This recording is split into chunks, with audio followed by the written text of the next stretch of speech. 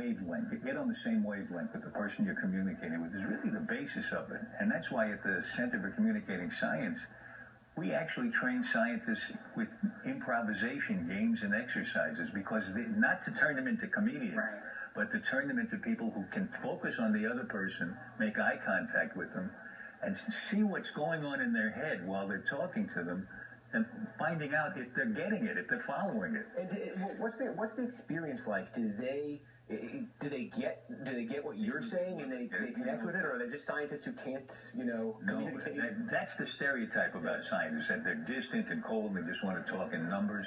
They actually crave this human contact that we help them get. And they're very happy to get up to the next stage of communication, where they look people in the eye and talk their language.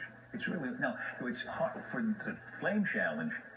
Scientists have until February 13th to enter the contest, and I hope they will, because the wonderful thing about this is, while they try to explain what sleep is to kids, either through a video or through a short written piece, the kids are either going to get it or not.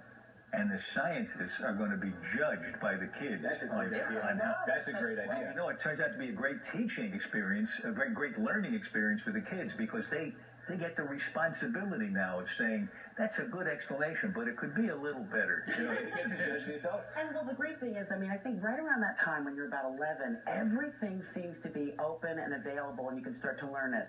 But I can remember right around then, things like science and other things became this like science with a capital S. And we do share improvisation. I was with the touring company of Second City, and Alan Alda was one of the founders in the beginning. And improv isn't just about comedy, as he was saying. It's a real way to learn to communicate, and the idea of learning science that way is so exciting. And that connection that you get in improv, right, it's so liberating. Didn't it change you as a person? Well, it's great because it's all about listening and communicating and responding to what you're getting right then at the moment, and that's kind of scientific in a way. Well, this intimate tone that can develop when two people are actually in the same space together, they're really paying attention to each other. That intimate tone opens the door to understanding difficult things.